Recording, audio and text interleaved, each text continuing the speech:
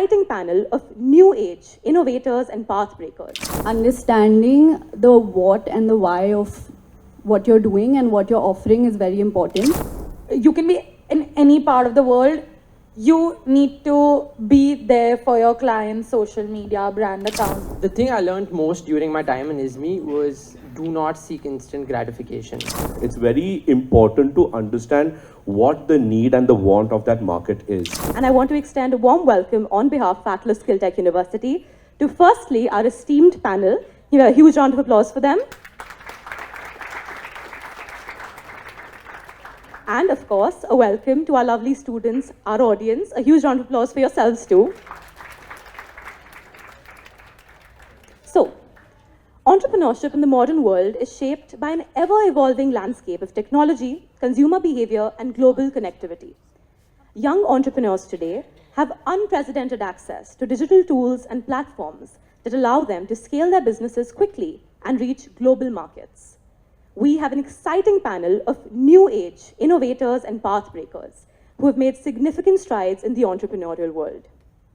Here at ATLAS, we have had masterclasses with some of the most renowned figures in education and business, with experience, innate leadership, and unique perspectives on modern day problems.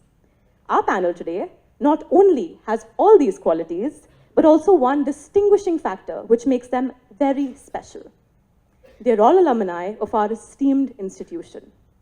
What a moment of pride for us all, to have a chance of learning from those who have started off not very differently than where we are today, and achieved great success in the world of entrepreneurship. Now, without any further ado, let me introduce our panel. First up, we have Brianna Chandramani, co-founder of Go2Go, specializing in branding and creative design. Next up, we have Anya Jain, co-founder of Run Frenzy, which focuses on video production, editing, social media management, and content strategy. We also have with us Ria Marwa, founder of Rewired, a social media agency. We have with us Alex Sitafalwala, co-founder of Strange, known for their unique product innovation. And last, but definitely not the least, we have with us Tavan Shah, General Manager, International Businesses at Parag Milk Foods. My name is Sana Sidhu, and I'm in my third and final year here at ISME. As your student moderator, I'm excited to guide our discussion today. But before we start with our discussion, we have a very special surprise for our panelists today. Can we please roll the PPT?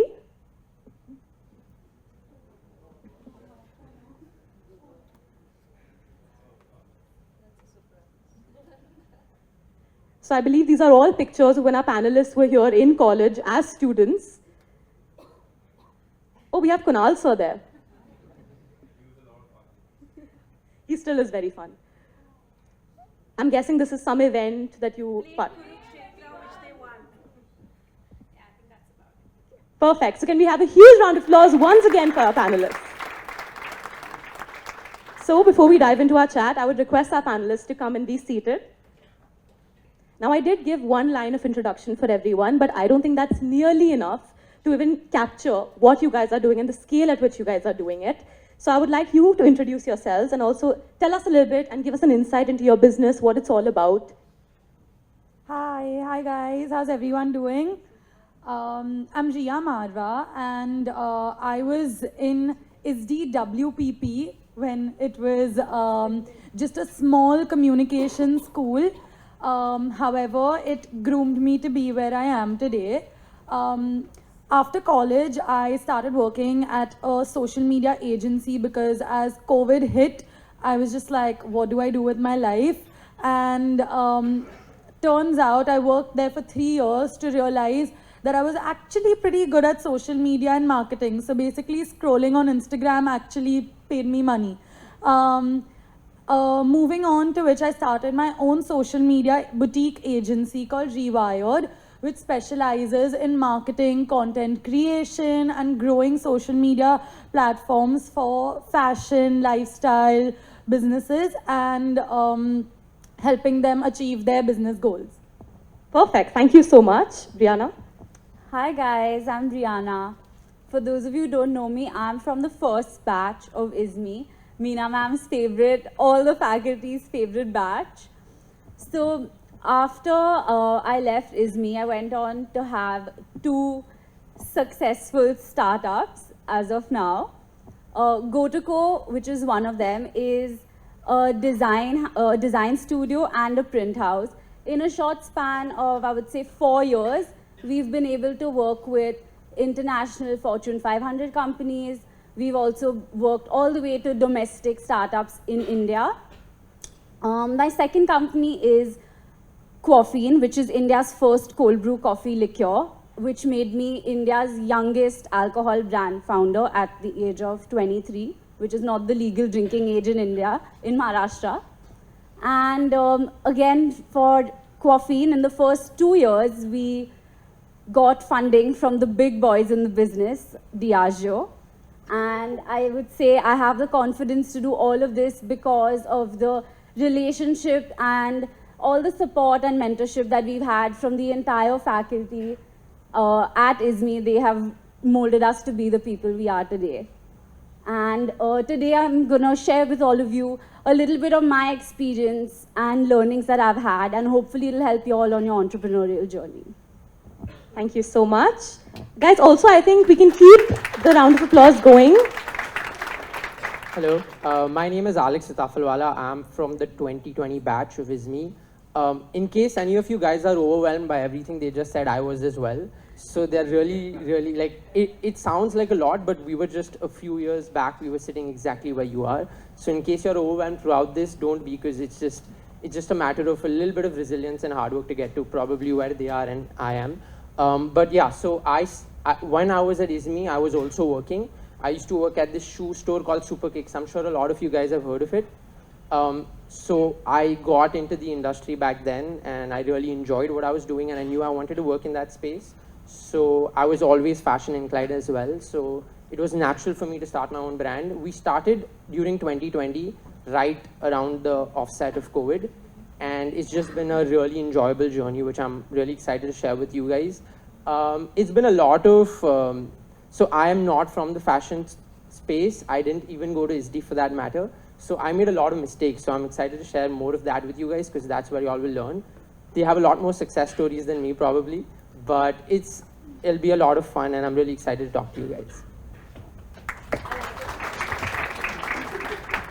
Hi, good morning, everyone. Firstly, I hate the fact that I can't call myself a founder or a co-founder, because I do come from a family-managed business. But I've been given that status from my parents, from my family, but it's very difficult to step up to it. And I hope I can share some of those insights with you and also learn a lot from these guys around me. So yeah, thank you for having me.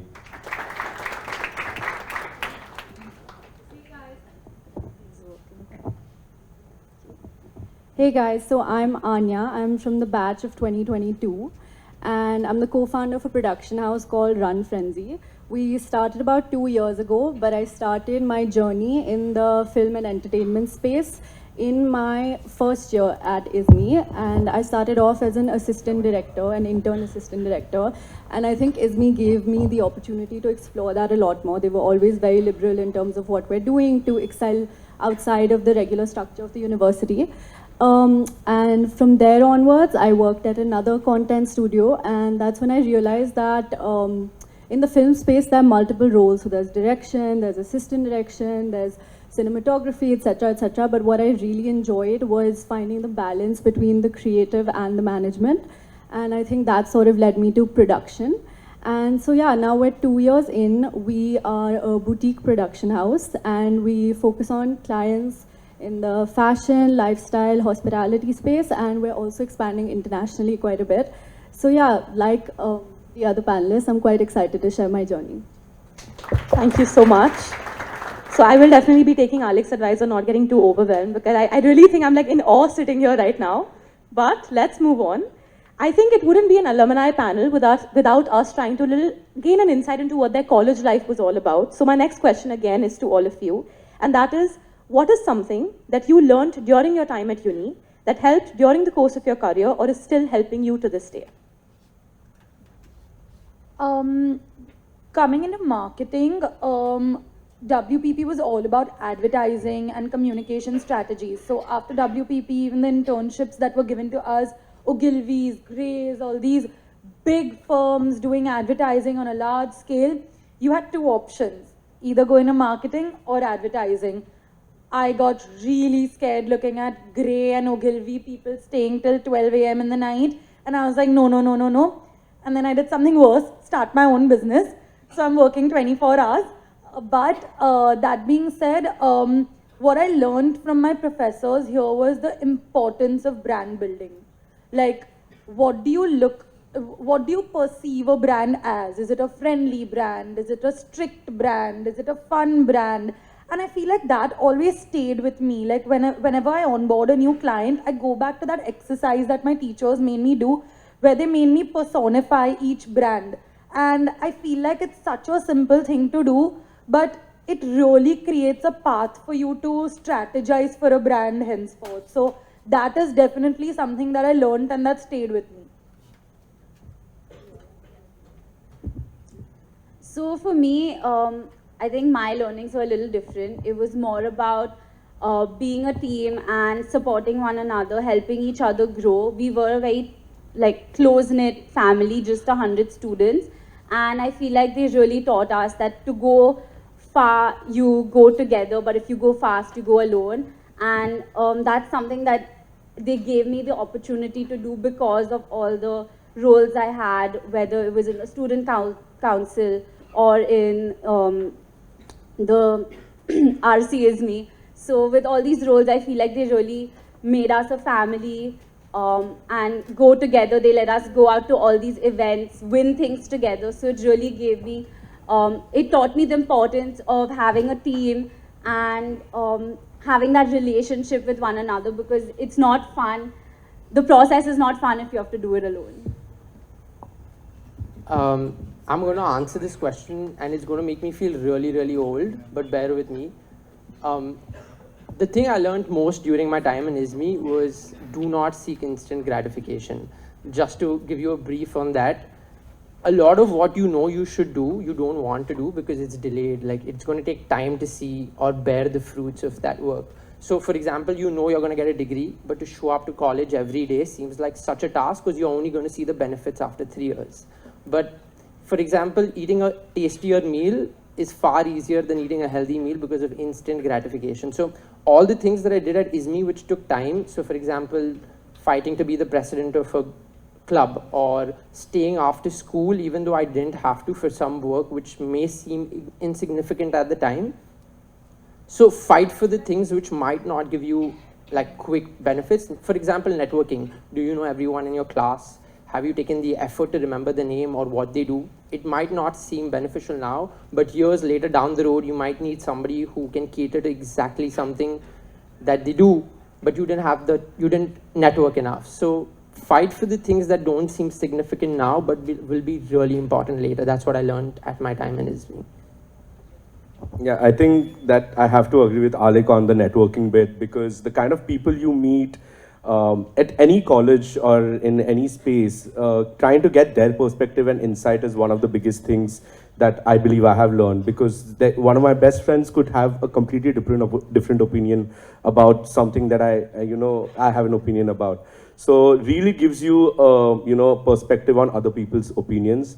And secondly, I believe the classrooms were, at least the professors were so engaging in terms of making sure students can come forward, open their views up, because most of those classes that I remember from most memorable ones are those that they came out and said, okay, say what you want to say, engage with us, what is your idea, understand from other people whether your idea is good or bad in their opinion, learn from that, and then step into the world. So I was only in ISME in person for about 6 months before COVID hit. And I think during that time, I was fortunate enough to be a part of Stage. So while I was a part of Stage, I was introduced to a festival called Kaleidoscope, I remember. And I think Kunal sir trusted me enough to make me the ACL on that. And at that time, I had no idea what that meant or what I had to do. But I feel like that definitely taught me a lot of leadership and team building skills, and also taught me how to deal with problems hands-on. And I feel like that's something that I now apply to production in a sense, because I remember there was a lot of team building, a lot of delegation, even with an millennium. And at that time, we sort of just took it as fun and games. And I think, like Alex said, it's delayed gratification, because later you realize how much of an impact this has had. And I feel like that definitely did play a role. And secondly, I think ATLAS was one of the few schools to adapt to online learning really fast, which taught me a lot of online protocol in terms of formal communication, how to present online. And I feel like now, with our vendors being placed globally quite a bit and us trying to acquire more international clients, I feel like that has definitely helped. Thank you so much. So I did hear you all mention that you were in clubs. So can we quickly just have an idea of which club you were part of? I think that'll really give a sense of camaraderie to all the students here. I heard stage. Yeah, I was in and ink. Perfect. Anyone from ink here? And we have stage. I think we have a couple of people from stage here right now. I think in our batches, most of the people would run to stage because that was the most fun one. We used to go, stay up late, So I was part of the band. So I remember we used to run to Meena ma'am or anyone who was available, ki, please just give us a chit. We're not going to go to the classroom. We want to stay in the band room and, just focus on that. And I've spent nights over there. I don't know if Hormuz is still part of this association. Yes, but homie used to be on us every single hour. And till we did not get that timing right, we were not allowed to leave the campus. And yes, it might, some of you might feel like, oh, you're not allowed to do that. You can't keep students here. I'm sorry. If you really want to perform and outperform yourself, you have to put in that hard work. It's good to know some things have never changed. We have our faculty that's still very constant, and all the fests that you mentioned, we still very much participate in them, so it's really good to hear that. Okay, next I have a couple of questions for each one of you, of course, on the space that you are working in currently. But all the panelists, please feel free to answer any question that you think you also have some insights on. So firstly, I would like to pose my question to Ria and Anya. The question is, you specialize in social media and communication strategies. How do you tailor your social media strategies to align with each brand's unique identity and business goals?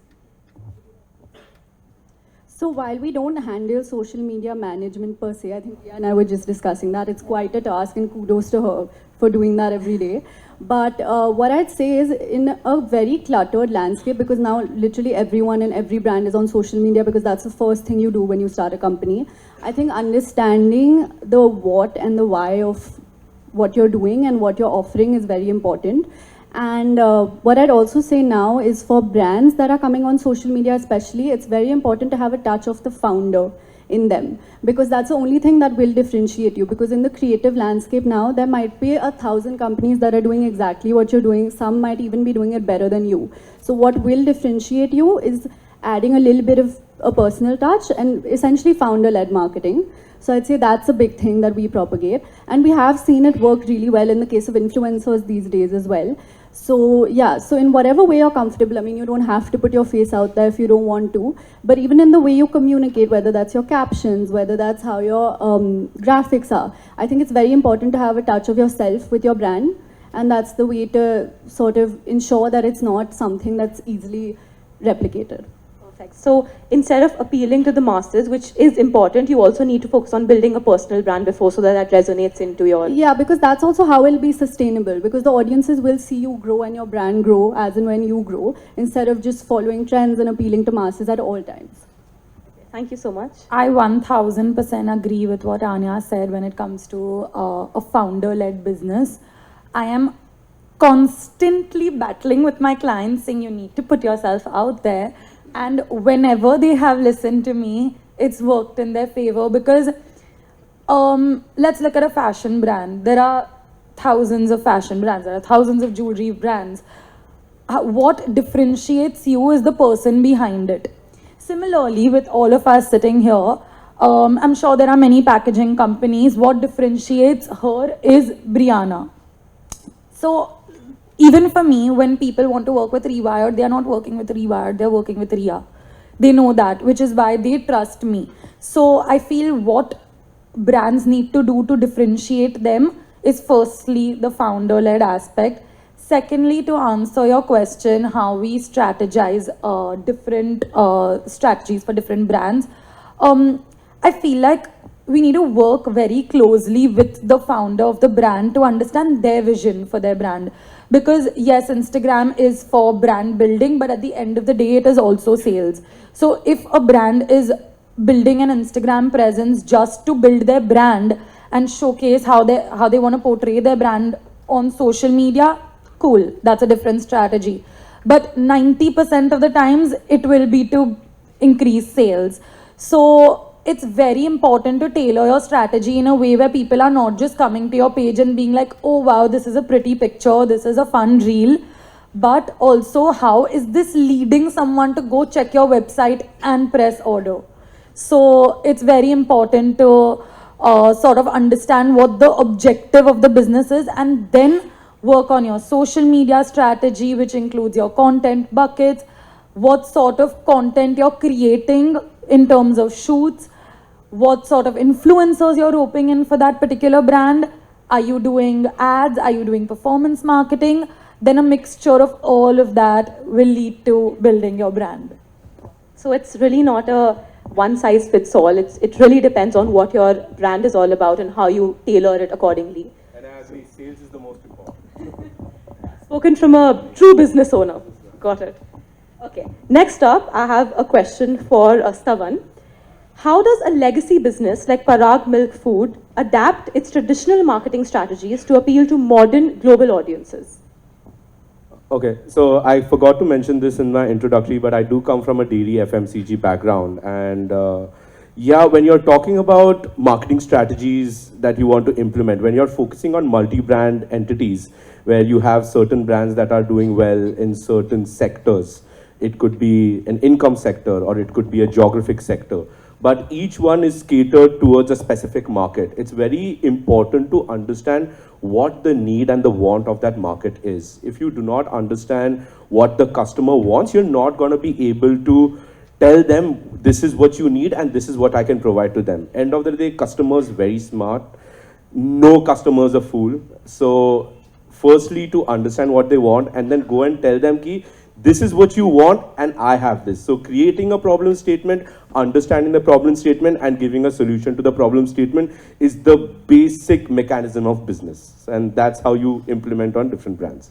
And just to go off that, because we're talking about customers, I think even in your, so we have a wide range of customers that we cater to, of course. Like the customers that maybe Parag Milk Foods is catering to are not going to be the same as what you guys are. So I just want to get a bit of an idea in what kind of customers you guys deal with. So when we have customers coming to Parag Milk Foods, who are they usually? What is their profile like? It's a much deeper question because I can segment it as per markets, because there's B2B, there's B2C, and of course there's direct ingredient or, you know, direct business to business deals other than just B2B. So B2C is more to do with what you can find on the shelf. If you step into any grocery store, a Maggi packet that you're picking up or a Tata Salt packet that you're picking up, that decision to influence a customer to pick that specific product up, that kind of integration requires a lot more deeper involvement. One of the things that we've realized is customers, nobody wants to really look at advertisements anymore. So one of the key things to do, what we have done going forward, is create content within shows or within certain influencers. There's no point in going to Sony and being, mujhe KBC ke saath, jab ye ad aa raha hai, at that time I want a slot of 30 seconds. No, because at that time the customer is just switching to another channel or listening to video or completely ignoring the TV. So instead, no, go to KBC and tell them when you're doing the show, you integrate my product onto it. And that's where we came out of the KBC X Govardhan Ghee strategy. Where at the 10th question, if the contestant reaches the 10th question, along with the 3,20,000 prize that they get, they also get 1 year worth of Govardhan Ghee free, which itself was a very good step up for us to step into new markets where we were weaker, especially north and east. So that content creation where these guys step in and make it, you know, much better than what we know how to do is the key thing over there. It's actually so cool that you mentioned that, because I remember that specifically, like watching it, and I think my dadi or someone was like, that is so cool, like they got so much ghee. So I actually remember that, so it's crazy that it's really worked. And so I think also what we can understand from this is that marketing has really changed. It's not what it used to be 20 to 30 years ago. How you market and what you market is really, really important. Perfect. Okay. Next up, I have a question for Alec and Brianna. Both of your companies are known for their unique product innovation. How do you approach thinking differently to stand out in a crowded market? And is this something you put heavy emphasis on while making hiring decisions?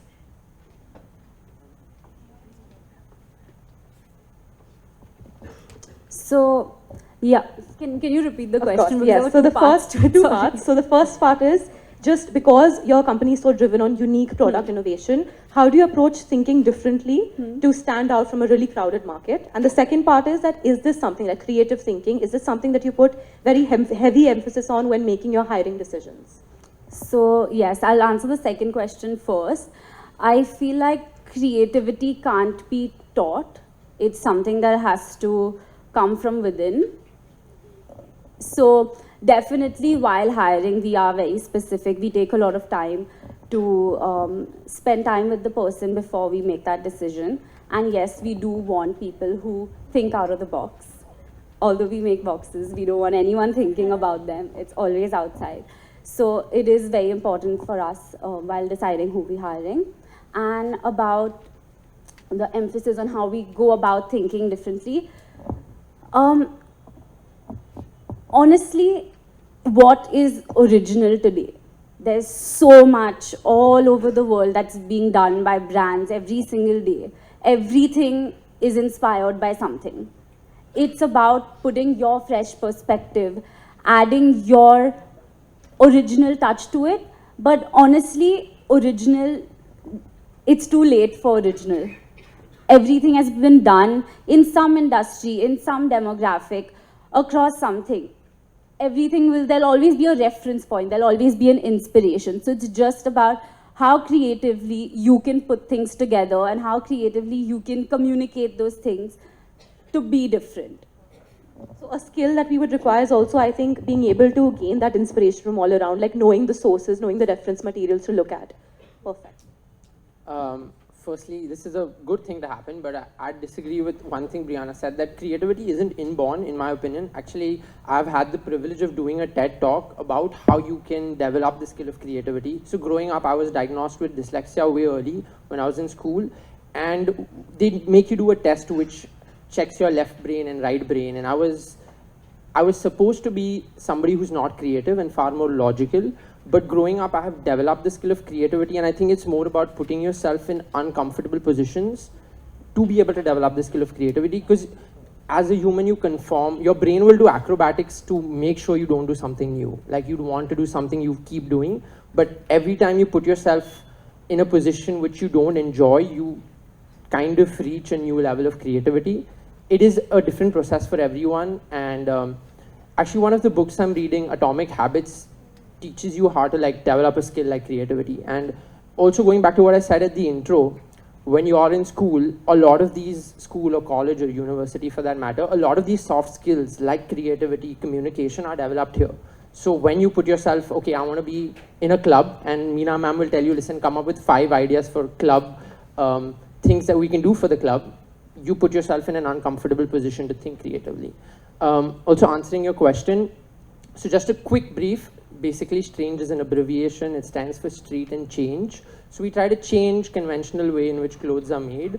So how we do that is, while growing up, have all of you guys own a t-shirt that says New York or Brooklyn. I think everyone has done that. Our parents used to buy our clothes. And when I grew up, I used to ask my parents, what does this mean? And I've never been there. I don't know what it means. Or you just have a brand name slapped with the year. So this is basically the origin story of STRANGE. Every single piece is designed with purpose. So most of them are personal stories or things that I've seen which I've been heavily inspired by, or a book that I'm reading that I love, and that story becomes a piece. So what we do is every single piece, whatever the inspiration story is written on the inside of the t-shirt. So for example, we had a t-shirt called the Gargoyle Tee. So if you look at a gargoyle, it's extremely gothic looking. You'd probably assume it's something evil, but if you read ancient history, they're basically angels that are put on top of buildings. They're there to protect you. So we have the gargoyle on the back, which looks extremely evil, And on the inside of the t-shirt, there's an inscription that says, "Nothing is what it seems." So every piece has a story just like this particular one. So that's how we, so basically at the end of the day, all t-shirt brands or clothing brands are fabric and print. What more are you providing is what separates your product at the end of the day. And in terms of hiring, like what Brianna said, creativity is the crux of most businesses today. But what we tend to do is more than when we hire a lot from ISD, we don't see how well you can draw or how well you know how to use Photoshop or Illustrator. It's more based on how you can conceptualize things. So take an idea and make it into a t-shirt. So since our brand is so quintessentially involved with purpose, our primary focus is how you can take a story and make it a reality. So from that, I can really tell that your brand is really based on storytelling and. Of course. Sorry, I don't want to step in too much, but I think what he has said right now is one of the greatest things I've heard. The clothes that you wear are, I mean, you're thinking, oh, how am I being perceived after wearing these clothes? But I think the small change of, of putting something inside your clothing, that satisfaction of to giving the customer key, okay, this is personally made for you, this is your t-shirt and this is what you want to do. This is not for anyone else to see from the outside. This is only for you. So that small change has definitely, made me intrigued as a customer. So I think that's one of the great things that he has done. And I definitely think all of us are going to go and check out your Instagram page after this. Like, I'm very intrigued to actually already have, but I will look at it again. Definitely. Okay. So my next question is for Anya. For undergraduates looking to break into the content creation and social media space, what are some key skills or tools that they should start learning today? So I'd say apart from the key skills of course, like you should have a strong design aesthetic. And I feel like to a large extent, I agree with what Brianna said, because even when we're hiring for creative producers today, what we value is a strong sense of design. So we ask them all to make a pitch deck. And the reason why we do that is not because of the content so much so as it is for the visual language that they follow. Because what is very important in any piece of content is how it's visually communicated. So that is one of the key things. And I think, of course, the skills of editing, copywriting, etc. are very important as well. But coming back to my previous answer, I feel like if you're getting into the content creation space today, because we all know it's such a saturated space, it is very important to understand what you're offering. Like, what is your value add in this landscape and why are you doing what you're doing? So whether it's for your personal content or whether it's for content that you're creating for a brand, you need to really understand what you're bringing to the table and be able to communicate that with a little bit of personal touch in it. So even when we talk to our clients today, I think like Ria said, we really push them to sort of understand, like, of course, we start off with the crux of the problem statement because they come to us either because they're launching an upcoming collection, say for example it's a fashion brand, or if it's a hospitality brand, then maybe during a particular time, whether it's Diwali time or holiday season, etc. So we understand what their problem statement is and why they're coming to us. And the second thing we do is we really understand who the founder is. Because we believe in any sort of content that you're putting out, it's very important to find synergy between what they're trying to communicate as well as who the brand is. So I think that clarity is very important, and then pushing out content that drives with that core intent, while of course the skills of like copywriting, editing, designing are all beneficial. I think design aesthetic is key, and understanding why you're doing what you're doing, because it's becoming a very saturated space. Not for the content bit, because Anya has completely covered that, but if someone's looking to get into social media, one thing you need to have in your mind is that social media is a 24-hour job. Diwali is not a festival. Diwali means 3 months prior, think of a campaign, execute it. On Diwali day, keep putting out stuff for your clients, and not one, but if you're an agency, then 20, 30 clients. Republic Day is not a holiday. New Year, Christmas, they are not holidays. They are more work. You are never on a break when you're in social media. You can be traveling, you can be in any part of the world. You need to be there for your clients' social media brand accounts, because they are expecting you to do that. That is a reason why you're there. So it never ends. To just give you an example, I'm getting married in 14 days and I am still working. I will be working. There are jokes that I will be posting for my clients on my mandap. So that you have to live with. You will never stop working if you're in social media. But the good part is it does give you a high. Like, it definitely does give you a high. It makes you feel really happy when your content is performing amazingly well. Anya will be able to relate when you actually shoot content and you see it come alive. It makes you so happy. So again, that feeling is mismatched. Yeah, I think it's the best feeling, like you said. But I think adding to what Riya said, it's really important to also understand where you want to fall in the content space, because there's so much now. Like in our first year, me and my co-founder, we struggled a little bit to understand what our value offering was. Because at first we were doing a little bit of PR content, we were doing a little bit of production, we were also taking on social media management. And then I think through refining our value add is when we realized that we want to focus primarily on production, which is essentially shooting of content. But I think understanding where you want to fall within the content landscape is also very important, because while the jobs may seem similar, the roles are very different. Like for example, like with Riya, her job is 24/7 versus with content production, your job will be extreme management and a lot of work, say for example, for 2 months leading up to a campaign and for 1 month post that, and then you'll have a breather to sort of relax. So it's very different, and I think understanding that is very important, for which experience plays a big role. So I definitely say getting experience in that space before deciding is important. Thanks. So it's a very fulfilling job, but also very demanding. You never get a break. Perfect. So I'll take that actually very seriously. So a very quick segment. You need to get back to your clients. So a very quick, fun segment we have is the Rapid Fire, the Entrepreneur Edition. So I will ask each of you questions, and I want the answers to be fun, witty, and full of fire. So can we start? Are we ready? Okay. So, yeah, okay. So can we have the mic? Perfect. So I'm going to start up with Riya. So the first question. If social media were a cocktail, what would your signature rewired drink be called? Espresso martini. Okay. I'll give you the coffee. Yeah, with coffee. Perfect, Diana can supply the coffee. If you could steal one marketing campaign from any brand, which one would it be and why? Currently, the Ishan Khattar into Indie Wild. Yeah, that was amazing. Those ads, I've seen them, but no one applies oil like that. No one's applying. In fact, this morning I woke up to a mad over marketing post where The Rock has started his own hair care brand, and I found that amazing.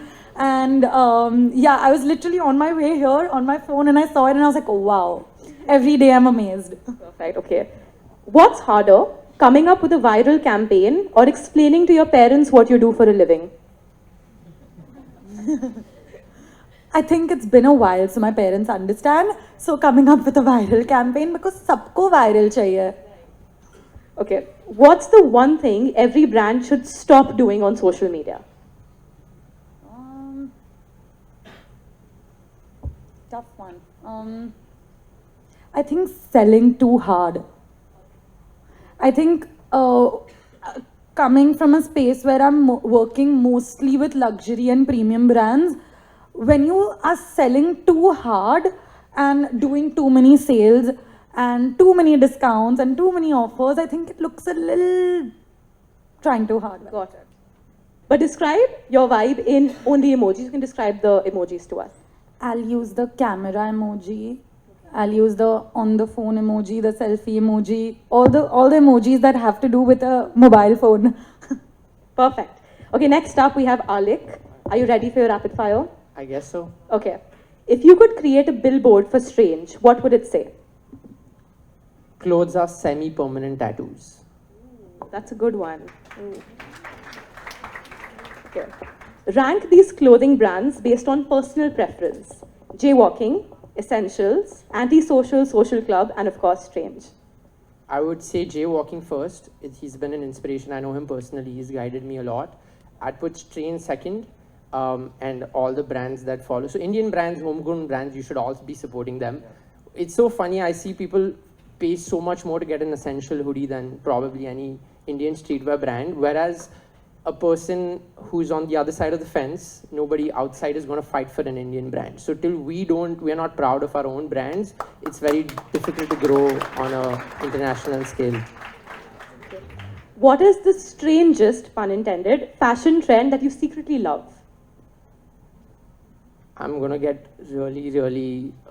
I'm going to get roasted for this and scolded, but I still secretly like wearing skinny jeans. Yeah, I'm sorry. I apologize. If you could style any celebrity in strange, who would it be? I think Ranveer Singh, because it would be such a challenge. I don't know what he likes. I don't know what his taste is, but I'd like to challenge myself enough to try to do something like that. And your last question, if you had to swap wardrobes with another panelist today, who would it be? Actually, all of them. I feel all of them are better dressed than me for some reason. I'm the one with the clothing brand and all of them look way better than me. So, all of them, yeah. Perfect. Next up, we have Brianna. Are you ready? Yes. Okay. I hope you understand perfectly what I do. Yeah, I have. Okay. What is the most unexpected place that you have found design inspiration? In a bathroom. Artwork in a bathroom. And what was this inspiration for? I actually took a picture of it. It was a Chanel cigarette box that was put into a frame, and there also was a fire extinguisher which looked like a Dom Perignon bottle. Yes. Perfect.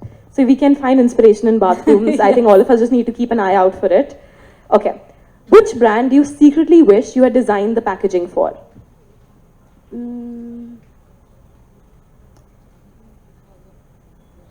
I think confused, but maybe Cult Gaia's perfume. And just to switch it up, is there any brand that was your personal favorite that you worked on the packaging for? Milk makeup. Okay.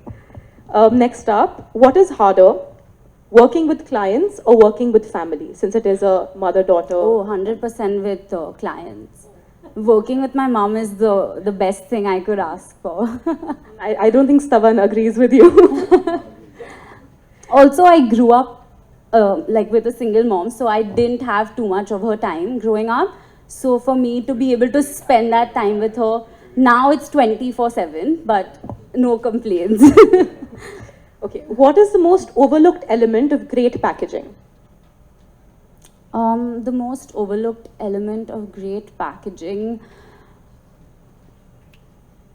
would be when things are very intentional but not in your face. So Apple, when you rip that, it's just so, it comes to you naturally, like you have to rip it. They've put so much thought into doing it. They've put so much R&D into doing it. But for you, it's just that rip, and it's so easy. Like, you just know what to do next.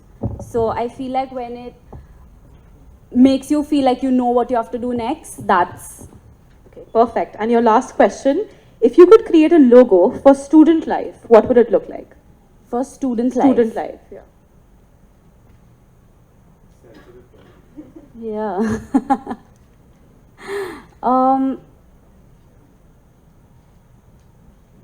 I don't get, like, how am I supposed to say this? Any image that, maybe basically an image that you kind of associate with student life. High School Musical.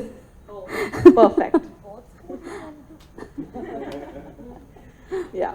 Okay, lastly, we have Stavan. Are you ready for your rapid fire? I'm ready, but I think she's also... If you had to market milk as the ultimate college drink, how would you do it? Protein. It's the biggest source of protein for vegetarians. And you can see it happening in India right now. Protein is one of the biggest trends over the last 2 years. It's going to keep growing in the next couple of years or so. So protein from milk is... There's a very bad misconception, not just about milk and cheese also, that cheese is fat. I'm sorry, it's good fat, but it's also a very good source of protein. So yes, that would be bang for buck over there. Okay. If Parag Milk Foods were a dish, what would it be? Misal pav, because it's my favorite. Okay. Because, yeah. If you had to describe your leadership style using a dairy product, what would it be? I think it has to be, so we do deal with whey protein powders. Whey protein as a product is something that is an ingredient to a lot of products that you guys do not know about. A lot of cosmetics use it, a lot of ingredients use it in baby food or even adult nutrition, and it can be used as something as a binding agent. So if you want to become a leader, you have to be able to match your customers or your products everywhere. So that would be the product that I would choose. Okay. And describe your business in 3 words. Sales focused, because end of the day, when you're running a business, you have to be profitable. So if you do not do any sales, you're not going to be profitable. The second one would be a pressure environment, because a lot of people don't understand, even if it's a startup or a family business, you are going into a high pressure environment. I personally work very well in high pressure environments, but that's something that you have to learn and step up to. And third thing, which will be, I mean, something that everyone is looking for, is fun. If you do not have fun what you're doing the wrong thing. Please step out of it. You might have a challenging time for a few months or a few years, but trust me, if you do not like what you're doing, it's better to just sit at home and play a PS5 and just like relax. Okay, and Anya, are you ready for your rapid fire? I hope so. Okay. If your creative process had a soundtrack, which song would be playing on repeat? I think Alien Superstar by Beyonce. Okay, are you a Beyonce fan? I am. Okay. What's the one social media platform that you think is underutilized for businesses?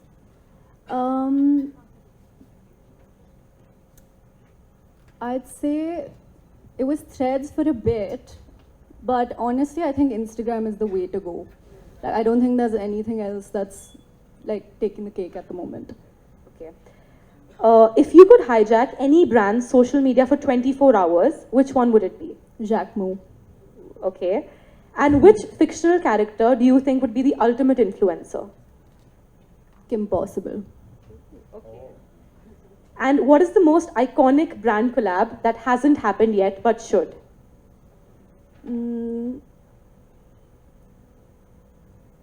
I think maybe like a Coca-Cola with a Loewe. Like a high fashion brand, basically. Got it. Perfect. So we do, as we approach the end of our session, sadly, we had a lot more questions, but time is not on our side. Is there anything, a final takeaway that you would like to share with the audience? Anything you want to say to kind of part? I think I'd like to say that you guys have the benefit of age on your side. So don't be afraid to take risks at all and be a yes person for some time. Like just say yes to absolutely anything and everything that comes your way, because right now, what you perhaps don't realize is that in college you have a set out structure in the sense that you need to take X number of classes, you need to have X number of electives, but as soon as you come into the real world, there's nothing that's going to be laid out for you. So I'd say if you haven't decided what you want to do or you're not certain about it, just say yes to things for some time at least till you streamline on what you want. And don't be afraid to take risks at all, because right now we don't have the burden of the kind of responsibilities that, you know, our parents do, our grandparents do. So now is the time where you guys can experiment with things. So don't be afraid to do that. To think that I almost didn't start. I almost didn't quit my job. So my only piece of advice would be to just start and take that leap of faith in yourself. Even if you fail, so what?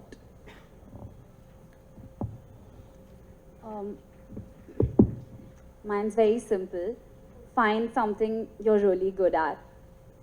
Be the best in it. And don't chase money, because as long as you're the best at what you do and you give people excessive value, they'll pay you any amount to get that from you. I would say 2 things. First thing, people are very important. So wherever you are, always look around who's with you and who's not with you. If you want to go to a certain point in life, you need to do it with people. You cannot do it by yourself. And secondly, it's okay to make the choice of not being the next Ambani or Tata. The one thing that I would tell everyone in the audience is make that choice, because there's no need to aspire to be someone who you don't want to be. It's okay to take a step back and say, "Ki, I am satisfied with my life and this is what I want, this is what I'm okay with." You don't have to always push yourself, because that's gonna take a toll on your personal health. And never, you know, ignore your personal health whenever you're in this business environment. All right, since we're all saying a piece, I'll say one too. I'll leave you with an example that we did for Strange, which will speak volumes as to everything that I'd probably want to say. So we did this collab, I think so, a few months back, where we collaborated with this dog shelter called Yoda. So we had the privilege of going there. We took a few photos of this handicapped dog, and we made a design based on the photos we took of that dog.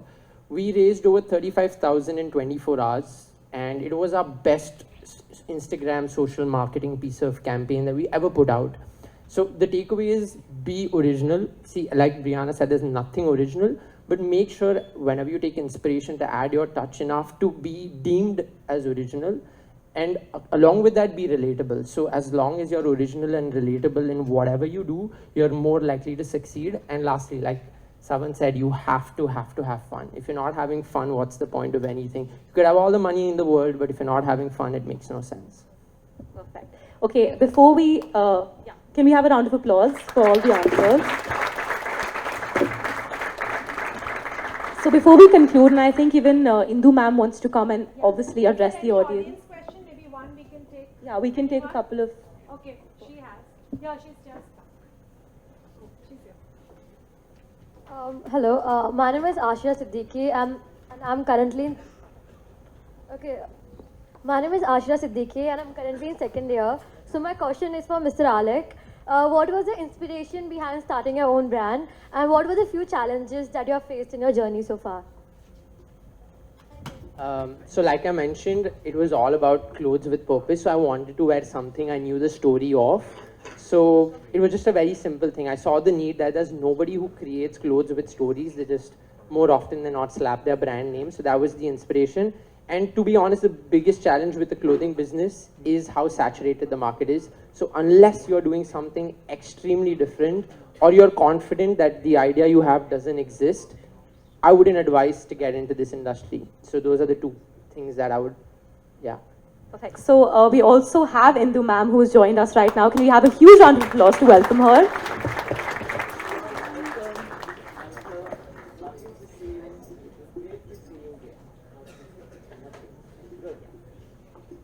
I think it's a great day for us when our alumni come back and give back to all of us. I think we are going to take this forward, and I've just talked to Anish that you all must come more often, take some workshops with the students, and interested students come to us and they need actually real advice. That's the ones who are either step 1, step 2, step 3. So please give some of your time back for this. I think giving back to the your own institution and helping young minds over here is the best karma that you can do. Okay? So, and wish you all the very best. I'm so proud of you. Thank you, Meena Desai, for organizing. Thank you, all of you. All the best. Thank you so much, ma'am. So there were a lot of questions, as I saw a lot of hands were raised, but we are running short on time. So is there any way that the students can connect with you in order to... Yes, you can reach out to us on Instagram and or email us for the questions, and I'll just leave my email ID with them. Yeah, I think that's for all. Yeah. Perfect. So we will be sharing all the accounts with you. Anyone who has a question, feel free to reach out to them. But before we conclude, I want to extend my heartfelt gratitude to all our panelists for sharing your knowledge with us. Thank you so much. A big thank you to all of you for your participation and engagement. Lastly, again, like I mentioned, do not forget to connect with our panelists. It's not every day we get an opportunity like this, so please make use of it. Yeah, that is all we have for our session today. I wish we could have asked you more questions, but again, the time. So thank you so much again. Thank you.